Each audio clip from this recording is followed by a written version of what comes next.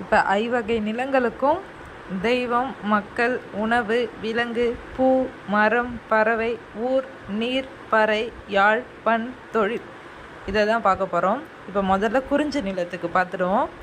குறிஞ்சிக்கு முருகன் தான் தெய்வம். மக்கள் வெற்பன், குறவர், குறத்தியர்னு சொல்லுவாங்க. உணவு மலை, நெல், திணை. விலங்கு புலி, கரடி, சிங்கம். பூ குறிஞ்சி, காந்தல். மரம் அகில், வேங்கை. பறவை கிளி, மயில். ஊர் சிறுகுடி. நீர் அருவிநீர், கனைநீர். பறை தொண்டகம். யாழ் குறிஞ்சி யாழ். பண் குறிஞ்சி பண். தொழில் தேனெடுத்தல், கிழங்கு அகழ்தல். ஏன்னா குறிஞ்சி மலையும் மலை சார்ந்த இடமுங்கிறதுனால மோஸ்ட்லி அந்த மலை சம்மந்தமானது தான் எல்லாத்துக்குமே வரும். முல்லைக்கு பார்ப்போம்.